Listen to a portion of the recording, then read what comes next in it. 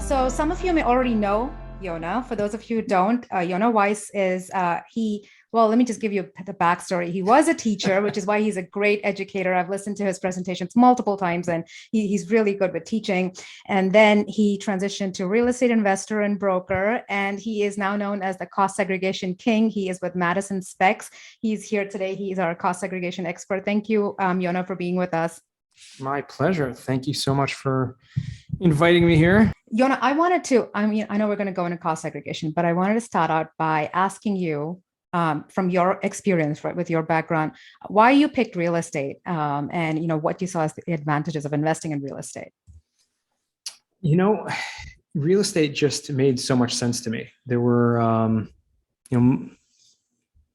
for a couple of reasons. Basically, at a point when I decided to go into the real estate space, there was, I was looking to do something beyond what I was doing in teaching, and I basically gave myself I had two criteria. Okay, one was, what is a field I can get into that won't require me to do any more formal education, because I had done, as I'm sure as a doctor, when you do close to a decade of formal education, it's at a certain point, you're just like, okay, I don't want any more. I'm smart enough to figure this out. So that's why real estate jumped out at me, because it seemed like there were so many opportunities, even without having to, you could self-educate, you could educate on the go. You could learn so much from webinars and from podcasts and these kind of things. It wasn't like you needed to go back to school to do it. The second thing was, I was looking, what's a great way to, make a ton of income, potentially. And so real estate just had kind of no boundaries. There was I knew a lot of people that had gotten into real estate and were just doing very well and had, built wealth over time. We're doing that. And so I figured, listen, I'm in this for the long haul. Let's just do it. So those are kind of two things that led me to real estate. Yeah. And, that's what a lot of the members in our community also are trying to build something, especially passive income, generational wealth, without having to put too much effort into it. And you can titrate real estate to be any way you want it to be. You can be super active, you can be very passive in it, and that's what we love about real estate. But why don't we just talk about why real estate investors in general, right, should know about depreciation and bonus depreciation? Why should they know about it?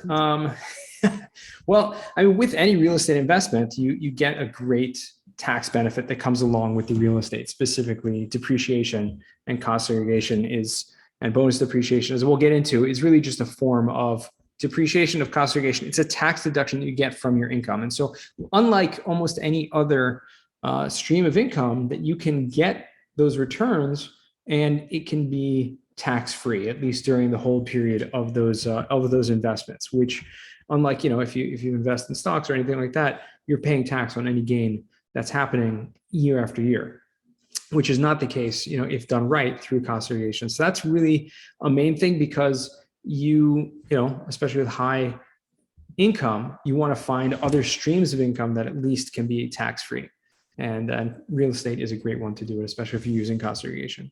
Another reason is that what I've seen a lot of people do is have a spouse become a real estate professional, which is actually allows you to use those depreciation, those extra huge deductions, to then offset any ordinary income or W-2 income that your spouse may have. So if you and your spouse are both high W-2 income earners and investing in real estate, you're not going to be able to benefit from the full gamut of the cost segregation, meaning it's going to help for your investments, but beyond that, it's not going to spill over to your W-2. However, if one goes full-time into real estate, then you can actually not only not pay tax on the real estate investments, but also it can spill over to your W-2 as well.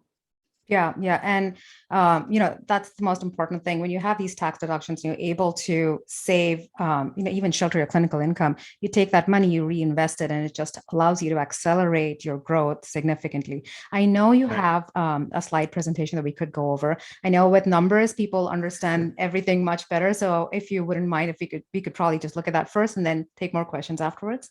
Yeah, sure. Absolutely. Let me just share the screen here. Let's try that. Here we go.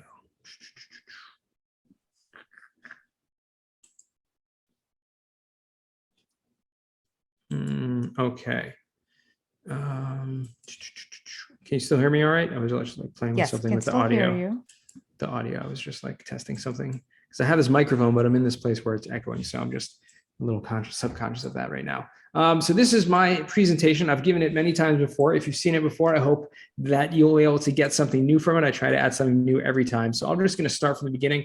And once I do share my screen, I won't be able to see any chat, but obviously, Prime, you'll be able to, to capture any of those questions. And please do ask any questions that you have whatsoever on the topic of depreciation.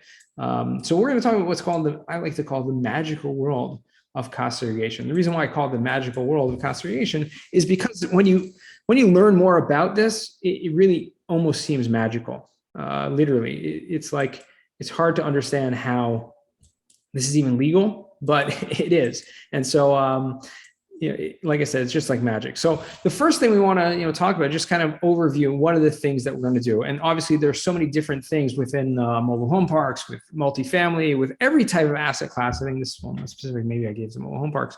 Not sure why that's there. We want to talk about the benefits, talk about really the definition and break down what this is and how this works and how we can benefit from it. Bonus depreciation is obviously a hot topic right now. We're going to talk about how long it's going to be lasting for. It's soon to be going away. When should you be doing it? Who should be doing it? And this thing I mentioned, the real estate professional, just a minute ago, I'll go more into that in detail shortly, and then do a little case study. A quick overview, right? Anytime you buy a property, you are given a tax deduction. It's called depreciation. And that depreciation essentially, not like it sounds, right? Don't be confused by the definition of, something's going down in value. No, your building's not going down in value. It's actually probably appreciating. It's probably going up in value. But the IRS gives a tax deduction called depreciation, which is based on the fact or the principle rather, that things go down in value. And they gave kind of arbitrary numbers for commercial properties over a 39-year period, and for residential, including multifamily, over a 27.5-year period. Now, mind you, this date or this time period of 39, 27.5 begins the day you buy the property. So it's not intrinsic to the property itself to, the walls, this was built in 1947. It's already been depreciated. No, when you buy it today in 2022, you get to now start that 39-year process of depreciating your property based on the purchase price of what you spent. So again, it's not intrinsic to the real value, and it's not intrinsic to the real useful life of the property. Again, it's a borrowed term, depreciation, based on the principle, like I said, that things go down in value as time goes on.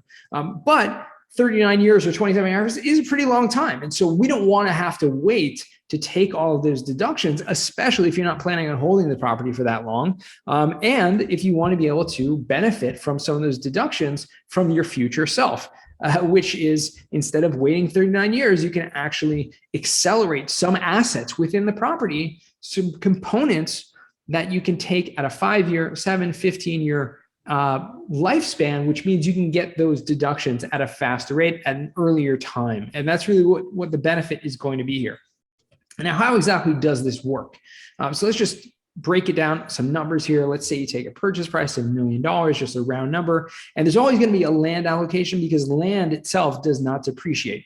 And so we're going to take that land allocation, let's say 15%, which is a pretty average number. And what's left over is called your depreciable basis. That's going to be $850,000. Again, may depend on the location of the property, the type of property, what that real land allocation is going to be, but 15% is pretty much the national average. So we'll keep that here. Although, mind you, in California and places where you have much higher land values, number is going to be much higher. Okay. Up to the point where I've seen literally like 60, 70% allocated to land, which is insane if you ask me.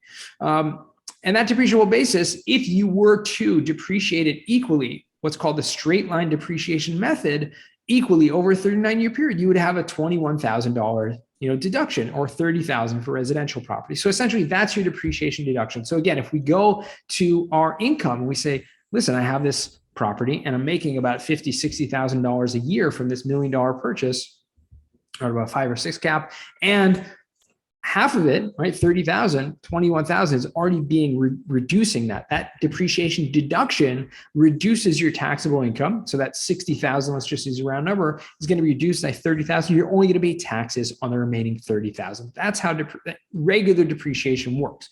Cost segregation takes it to the next level by adding in over the first 5 years, as we'll see shortly, bigger deductions, which can literally double or triple the amount you can take. So instead of 30,000, it would be more like $60,000, $70,000, $80,000 for the first several years, which gets you to have zero taxable income, reduces your taxable income, and oftentimes creates a passive loss, which will actually get you a negative income, which again, can be beneficial, as we'll see shortly, if you are a real estate professional.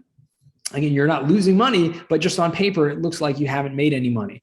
You certainly have, and that extra money that you would have paid to the IRS is actually going to, stay in your pocket. And so that's really the main benefit over here of the cost segregation. So breaking down some of the fundamentals, how this actually works, meaning what are what's the process of getting this done? It requires an engineering component to it. And so even though this is a tax benefit, right, it's very much related to accounting, it's something that most accountants cannot do because it requires, according to the IRS, an engineering component to it. The engineers actually have to see the property and break down every individual component and identify things that depreciate at a faster rate. And we'll tell you exactly what some of those things are in a minute. Some things that are considered personal property, like furniture or fixtures, things like that. Those components are going to be identified by the engineer. Now, traditionally, an engineer would actually have to walk the property and take pictures, videos, measurements. A couple of years ago, when COVID, hit, we were really faced, and Madison Specs, we're the largest national company doing this. We do about 3,000 of these a year in all 50 states. We were faced with this challenge. We can't travel anywhere. We can't do this. How are we going to continue? And I know many other firms were faced with the same challenge. We ended up transitioning to a more virtual walkthrough, which allows our engineers to get on, a phone, get on a video call recorded that they can walk through with a property manager or someone on site that can just take around the engineer, show them everything. And we're able to take that video and then break down every component as if they were there and viewing the entire property, zoom in here, et cetera. And actually did a very nice walkthrough on a video on Bigger Pockets recently. If anyone wants to check that out, the Bigger Pockets YouTube channel a couple of weeks ago. So you can see what it looks like when you're doing a walkthrough of a property. And what they're doing is identifying all those things. And I'll show you the next slide, what those things are, and then taking those deductions at a faster rate. So what are some of these things, these asset classes or these components that depreciate faster? So the building and the structure is really the only thing that's going to depreciate on a 39 or 27.5 year schedule. Those are the structural components. If you think about like the walls, the roof, the floor, windows, doors, anything that is structural, integral to the structure of the building, even infrastructure like plumbing and electrical. However, there are many things and components inside that's considered by the IRS personal or tangible property, anything that's basically non-structural. So even if it is attached, like stuff like millwork or carpeting or equipment, furniture, obviously you see these things, they're actually movable, equipment and furniture, right? But a ceiling fan or appliances or moldings, decorative lighting, shelving, right? Closets, countertops, so many things like that that are actually in the property that are non-structural. We're going to identify what those things are, what the value of those items are, and then take that value as deduction over a 5-year period. Again, all these things added up is going to create deductions over the first 5 years. So that's what we talk about over the first 5 years, really the biggest benefit. And this can often be, and I'll show you some examples later what the percentages really are, but it can literally be, sometimes 20 or 30% of the total property that is going to be depreciated at a faster rate over here. The second main category we're identifying is what's called land improvements. Now, you remember before I said land does not depreciate? Well, that's true. The land doesn't, but what's on top of the land does. And so anything outside the property, like concrete or paving, asphalt, right? If you have a sidewalk, you have a parking lot, you have a driveway, fencing of any kind, landscaping of any kind, even pavement markings, playground equipment. There's a lot of things, storm, right? Signage, so many things, anything outside the property, et cetera. We're going to take what's the value of those components, right? What's the value of the asphalt? How many square footage is that? We're going to take that value and then you'll be able to take that as a deduction over a 15-year period. So again, we're accelerating the value of these components to these faster depreciation categories or lifespans, which is going to get you a much bigger deduction in the earlier years. Now, I will talk about shortly the bonus depreciation, which actually allows you to front load the entire amount. And that's really where this makes, a huge, huge difference. So just to recap, for those of you joining late a little bit, the average, right, on average, on $1 million of reclassified assets, we can get about $200,000 of after-tax savings. So if you think about what it means after-tax savings, again, what we're doing by creating these depreciation deductions is lowering your taxable income. You're not going to get a refund check for all that amount, but what you are doing is lowering your taxable income, and based on whatever your tax rate will be, or normally is, that's going to show you what your after-tax net benefit is really going to be. So reducing your tax liability, increasing cash flow, and of course, the time value of money really is what this is all about. Because time value of money means $1 today is worth more than 5 years from now. But besides for inflation, right, what the time value of money really shows you, and especially now we know what inflation can really cause, that $1 today is certainly not worth what $1 was a year ago. But besides for that, what you can do with that dollar, what you can do with those extra dollars in your pocket is really what it's all about.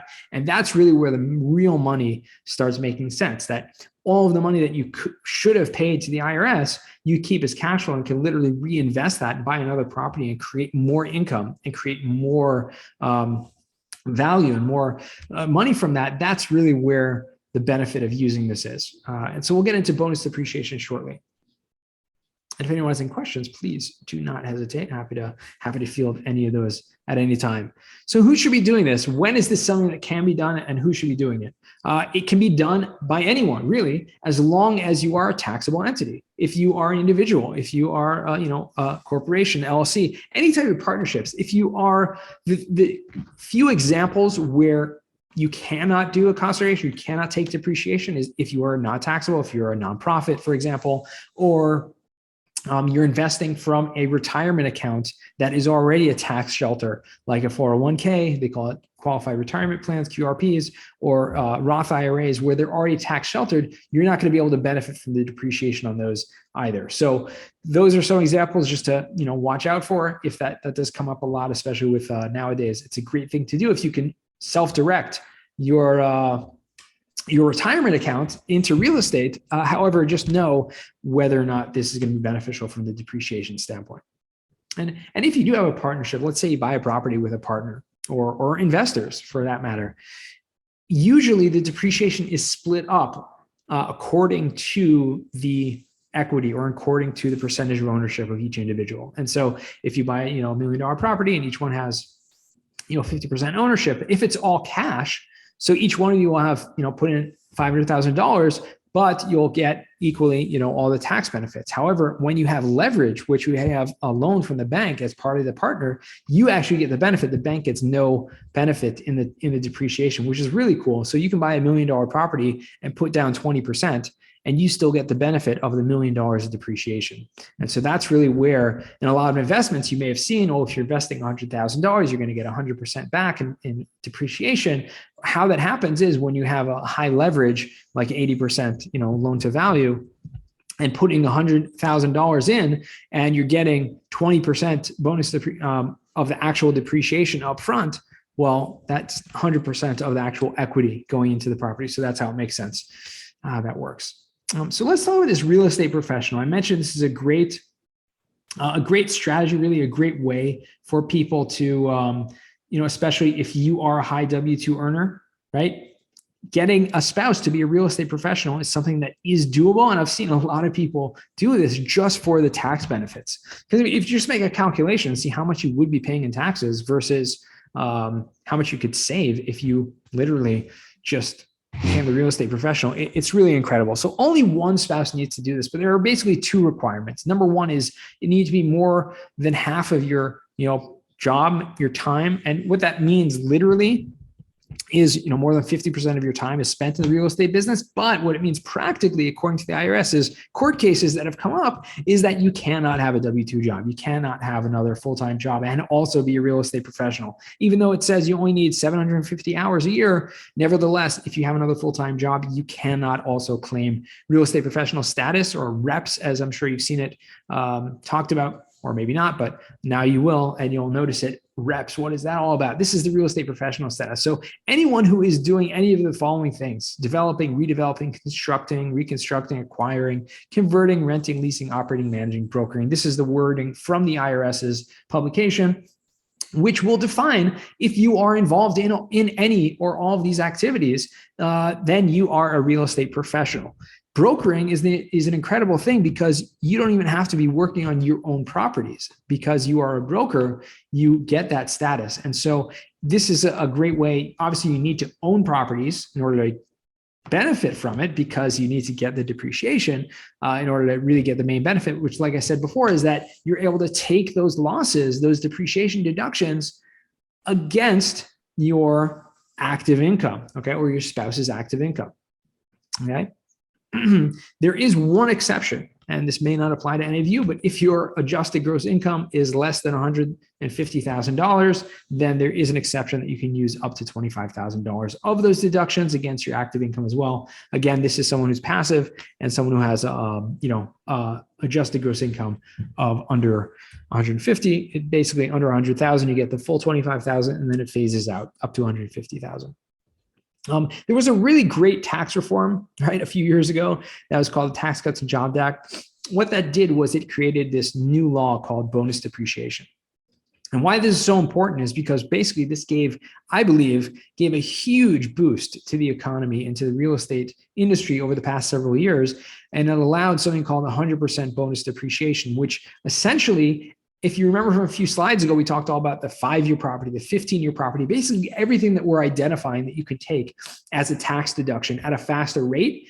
You have the option, and it's an option, once you've done a cost segregation study and allocated what those things are, you now have the option to take that all upfront, 100% of those deductions in the first year. So I mentioned that can be 20, 30% of that maybe being spread over a 5 or 15-year period. Now you're actually able to take it all up front in the first year. And so this is really incredible, which has given people huge, huge tax deductions.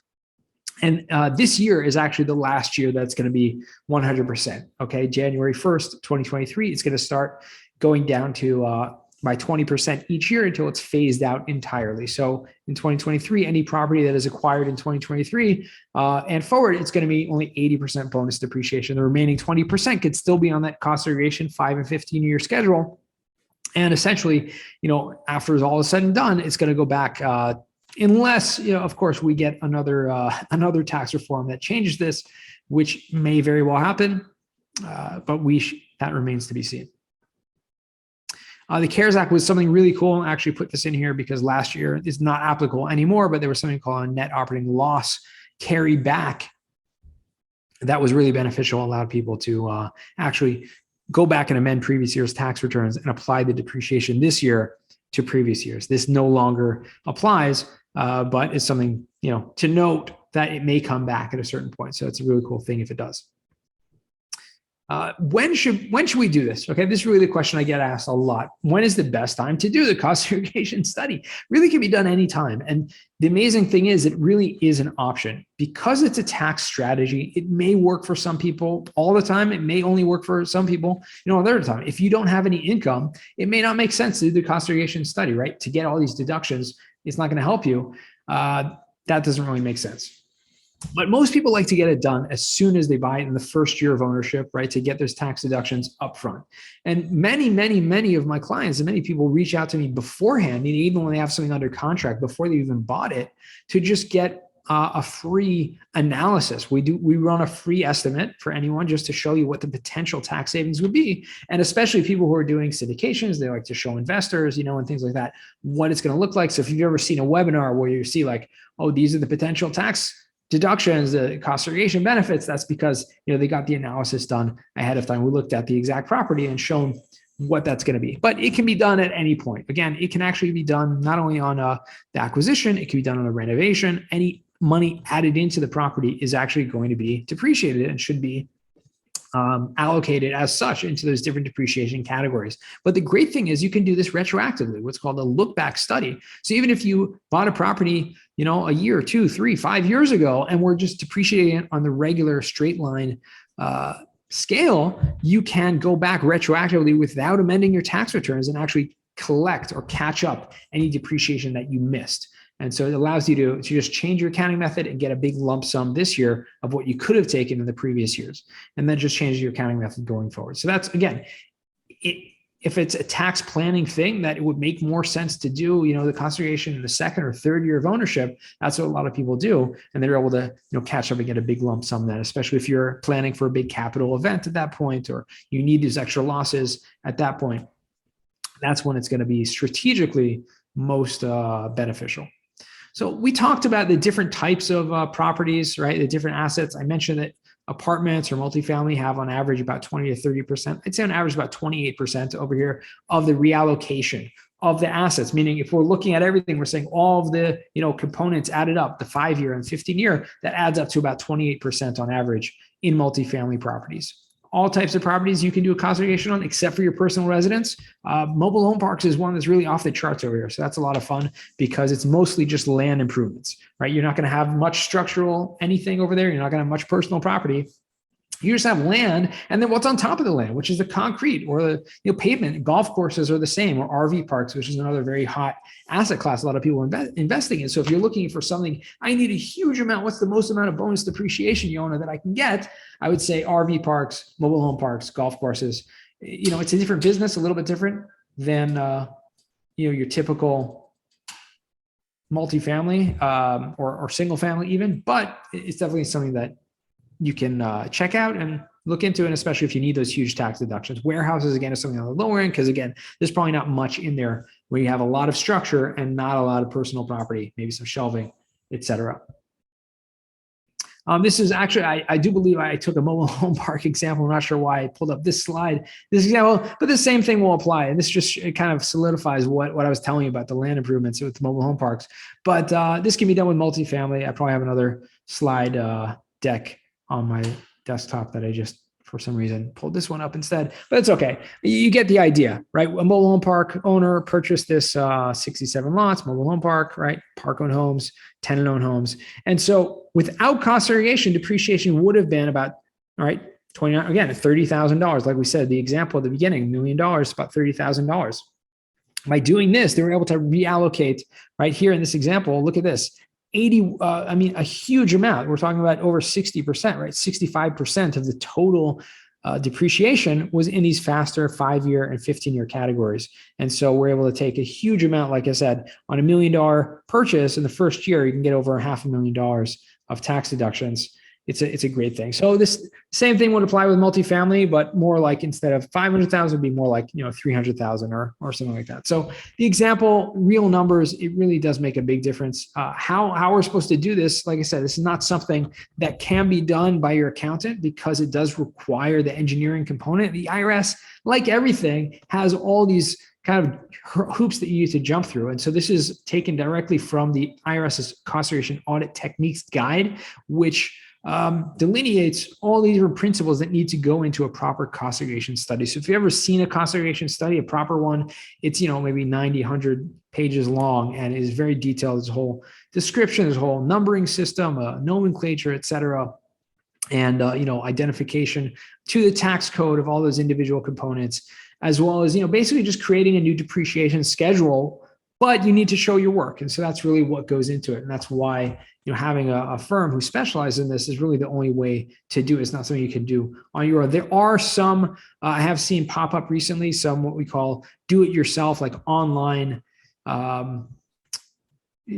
software options that are very inexpensive, but they also do not stand up in audit. So it is, kind of a risk if someone has a very, very low risk of being audited. Maybe they have a single family or two, very small. It may be beneficial to use something like that. I'm not saying you should, because again, I don't personally use it. We don't do those type of things, and it doesn't stand up in audit. But some people have a little more risk tolerance when it comes to that.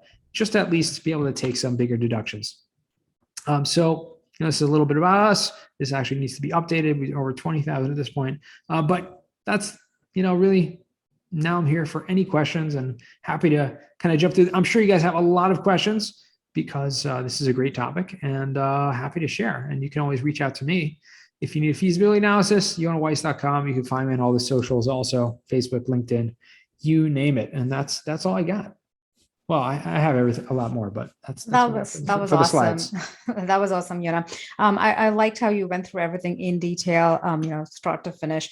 But the most important thing that I want to highlight in what you said was about timing, right? When you're creating these losses, you really need to make sure you're doing it at the right time in the right tax year, because depending on your situation and the way you've structured things, those losses can be passive or they can be active, and then you want to make sure you have that income that you're offsetting with it in that given year. So yeah, so timing is really important. I like how you talked about thinking about it when you're acquiring a property or when you're rehabbing a property, and then sometimes you may have held the property for a while, but it may still be beneficial to go ahead and do the bonus depreciation.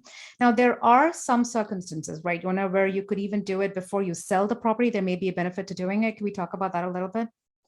Yeah, sure. I mean, again, it really has a lot to do with timing. Now, I should mention, and it really should be in my slides, but essentially when you sell a property, there's something called depreciation recapture tax. Okay. And this is something that you really need to realize that's there. When you're taking these deductions, they are considered passive deductions. Okay. When you sell a property, you have what's considered a capital gain, which is a passive gain, having made any money on the property. And you also have what's called depreciation recapture tax, which essentially you have to pay a tax on, or you're subject to a tax on the amount of depreciation that you were taking. I'm getting to your question in kind of a roundabout way. Yeah. But you're subject to a tax on the amount of depreciation that you took. Now those losses, usually if you're doing planning on holding a property for a very short period of time, taking those benefits and getting those deductions this year and using them, it's great to offset income. And if you're selling the next year, you're just going to have to be subject to that tax. So you may not be able to benefit from all that. However, I should mention, if you do buy another property, you can have passive losses from one property to offset the recapture tax or the capital gain or anything like that with income from another property, because depreciation is all lumped together. Rental income is all lumped together. And so those passive losses can offset the passive gain. You mentioned before you're selling a property, if you never did this, well, guess what? If you're selling a property, you may be expecting like a big, capital gain. Well, let's just take two scenarios. Let's say you have property A, right, that you're selling. Now you can always do a 1031 exchange, which allows you to defer your capital gains tax, allows you to defer the depreciation recapture tax, and exchange that for another property. Okay, that's great. You can defer everything. But what happens if you don't do that? What happens if you don't, you're not able to do a 1031 exchange? There are limitations. It's not always most beneficial and feasible, the timing.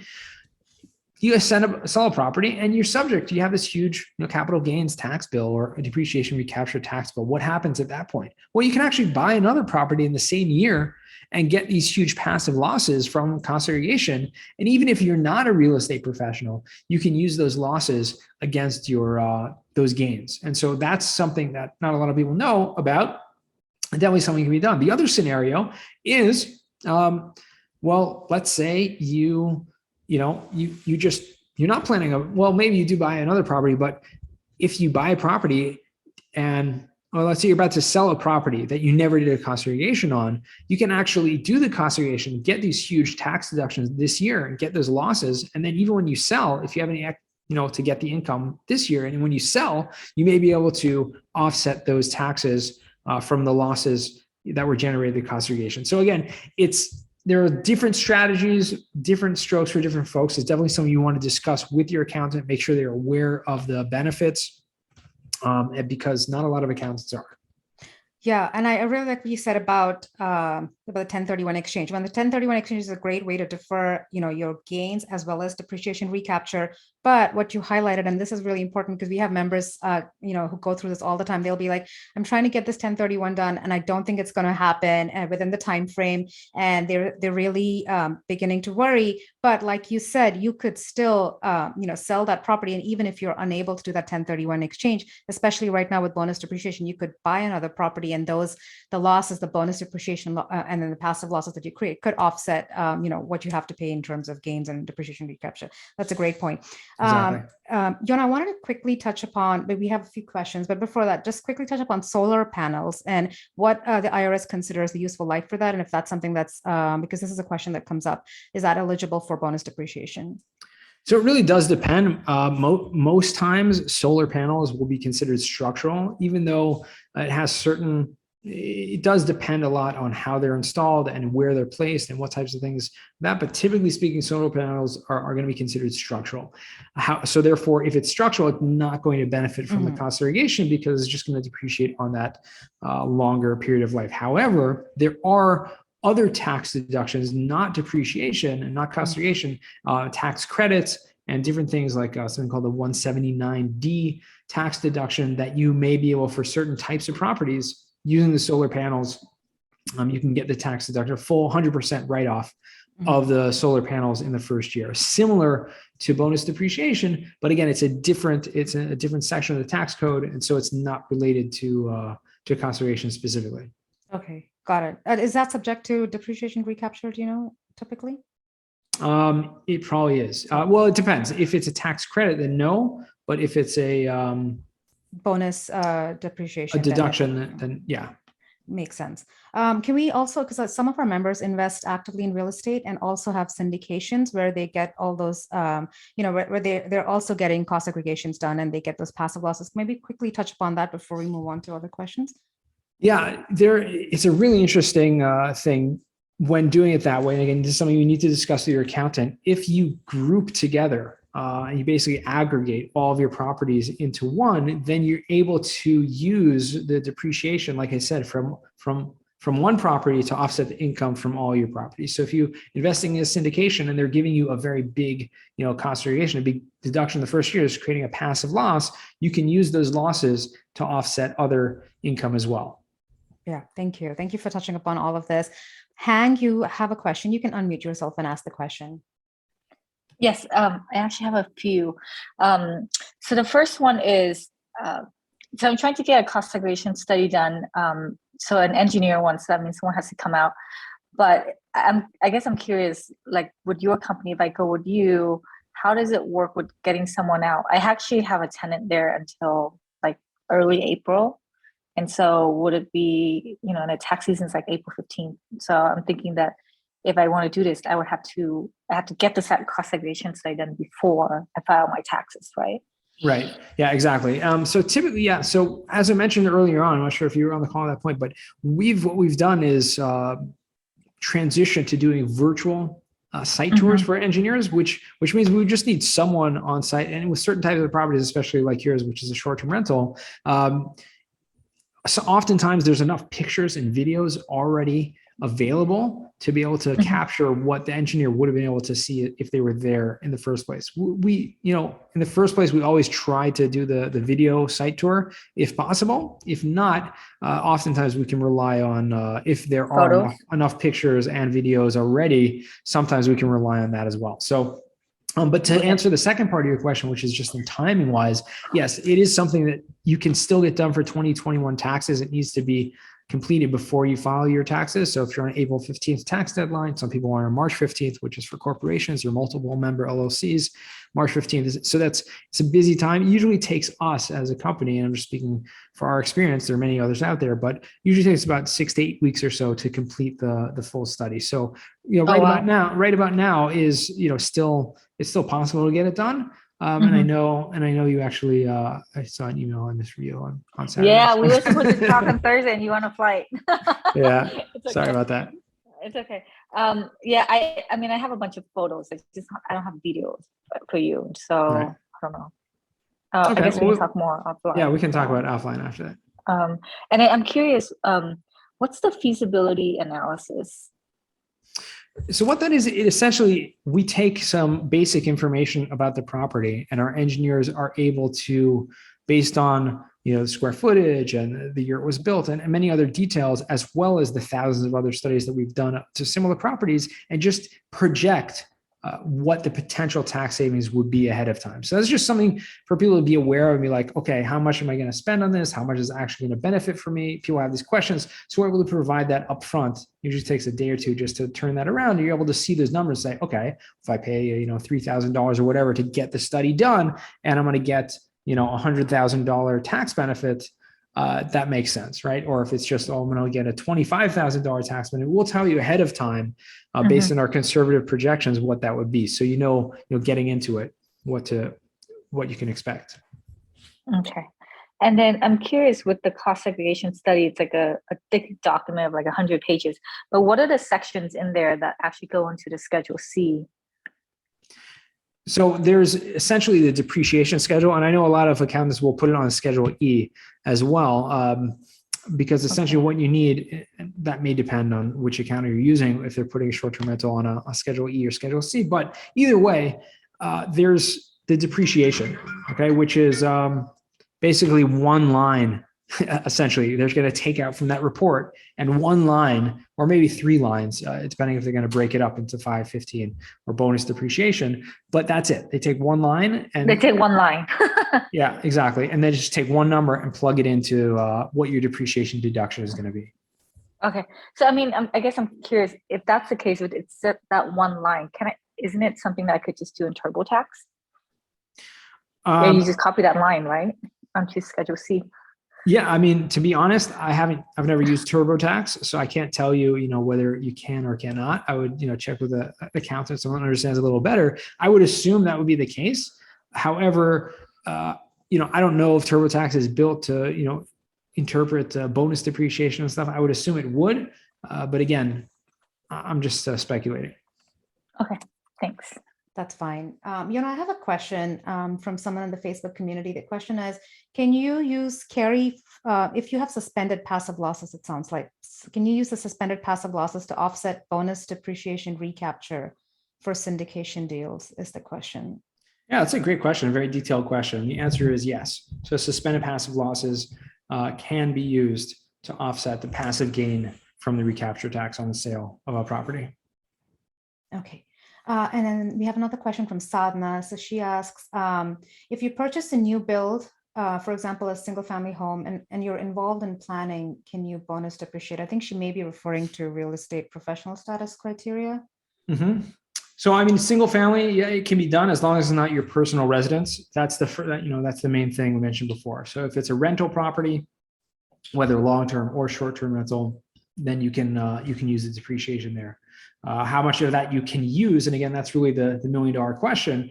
To get those deductions is one thing, but how much of it you can use is really where it's going to make sense. Again, if you're a real estate professional, you can use that against any income you or your spouse make whatsoever. If you're not a real estate professional, you're just going to be limited to use the depreciation against any rental income or passive income. If you have other passive income from passive businesses or things like that, that's where the depreciation is going to be limited to. Okay, so Jyoti's typed in her question. Her question is, why is it important to time the cost segregation to a year with higher income? My understanding is that these losses can be frozen. I think she means they will carry forward and used to offset future years' income. Can you repeat that? I think she's saying if you generate these losses and if they are suspended and they carry forward, why is it still important to time your cost segregation? Yeah, okay.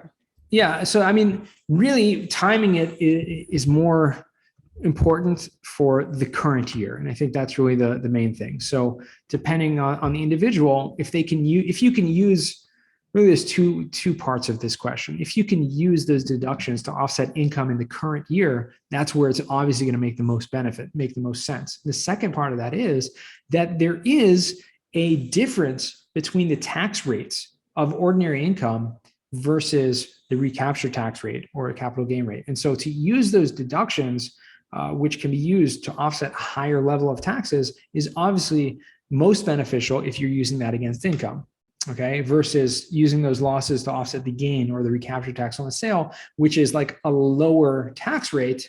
And so you want to maximize the benefit. That's where the timing really comes in. Yeah, I guess her question is, if there's 100% bonus depreciation this year, isn't it better to do it in a year with more bonus depreciation? And that, why can we choose which year we may want to use the tax loss? So yes, you can. You can't exactly use which year you use the tax loss, but if you have the carry forward, then you can keep it going. You can use it in the future year. I mean, in this year, maybe what your question is that now with this year being the last day, or excuse me, the last year that the tax bonus depreciation is going to apply, I think that's why a lot of people want to try to get it done this year. Yeah. Okay. So we have another question from Heather, and she asks what the average cost for a cost seg study for a single family home for a short-term rental would be. So I can only speak to our company. Our fees are right now $3,000 is kind of our flat fee for any single family short-term rental. Most of our business is in commercial or multifamily, other types of properties, which are more expensive. It's really based on the scope of work, not all contingent to tax savings, which is why we have kind of a flat rate. So that's what I can tell you right now at this point. Okay.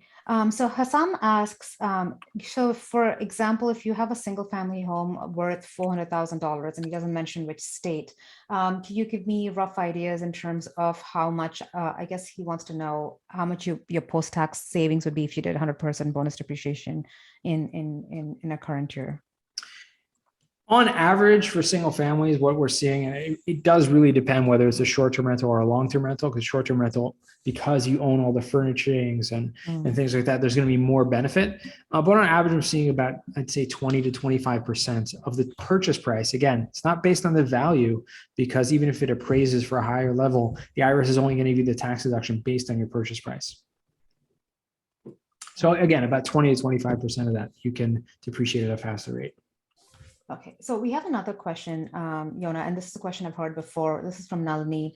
So she says, if you have real estate professional status this year and you are doing bonus depreciation, you're getting these active losses at this point, you aren't able to use them completely and they're carrying forward as active losses. In the next calendar year, if you do not qualify for real estate professional status, do those losses continue to be, I think our question is, do they continue to be active losses and can they still be used to offset W-2 income, although you don't qualify as a real estate professional in that year? Excellent question. And it's a little bit of a complicated question, but the short answer is it depends. But the even short, the longer answer of that is, typically speaking, if you do not qualify as a real estate professional in the current year, then, and again, it is a year by year designation. Okay. So any losses that carry forward are going to be what's called suspended passive losses, which means you will not, even if you do qualify as a real estate professional in the next year, those losses from the previous year will be suspended for passive and only be able to use against passive income. So, but in this year, if they have real estate professional status and those are actually active losses because they qualify, and if that's if that gets carried forward, does that carry forward as active or passive losses for future years? So it always gets carried forward as passive losses. So again, it's a little bit of a misnomer just to understand what it is. It's always a passive loss. The real estate professional status, all that does is it no longer has a limitation on using those passive losses. Okay, so it's always considered a passive loss. It's just the definition of the depreciation. It creates a passive loss. Being able to use that against active income is, on a year by year basis. Makes sense. Okay. So someone else has a question about the phasing out of bonus depreciation. Yonah, I know you mentioned this in the slides, but if you could just elaborate again. 2023 is the last year that we have. 2022 is the last year we have 100%, correct? And then it starts phasing out. So it goes down to 80% for 2023, that calendar year, and then 60, and then it resets at 40, which is the baseline, right? Based on the current law. It's going to phase out entirely. In up to 2028, which means right now the current law is 100% bonus depreciation. Next year it's going to go down to 80, then 60, 40, 20, then 0. You'll no longer have bonus depreciation in 2028, which means you will just have the regular cost segregation method of depreciating a property, which is how it was before 2017. And so that will, as far as the law is concerned right now, that's how it's going to continue. And you can still do a cost segregation and then accelerate depreciation for 5-year property and 15-year. You just won't be able to do that. Exactly. The accelerated bonus depreciation. Okay. I think we have one last question. That's it. It says, with a short-term rental, my understanding is you can use bonus depreciation as active loss and you do not require real estate professional with a short-term rental. Yeah. So let's elaborate on that a little bit. Again, just to re-clarify that misnomer again, there's no such thing as an active loss. What ends up happening is those passive losses, there's no longer limitations on that. And so there are some rules within the passive loss limitations with regard to short-term rentals, that if certain material participation requirements are fulfilled, then you can use those passive losses against your active income. Essentially, what happens is if the average stay on the property is less than 7 days, which is most Airbnbs, most short-term rentals are such, then it becomes an active business. Okay, now that active business, it does not have the passive loss limitations of depreciation if you fulfill material participation requirements. And check with your accountant again, make sure that not taking anything I say as face value, but there are several different tests, and the most common one that people are using, and many of my clients as well, is if you spend more time than anyone else managing the property, and it's a minimum of 100 hours a year, which is definitely not hard to do. However, the first part is hard if you have like cleaners and things like that. So if you do fulfill that, then you fulfill what's called these material participation requirements, allowing you to use those losses against your active income. Okay, so that is one loophole or exception that I'm aware of, besides for the real estate professional status, that will allow you to benefit from the cost segregation. And so short-term rentals is something that a lot of people have been getting into specifically for this reason. Yeah.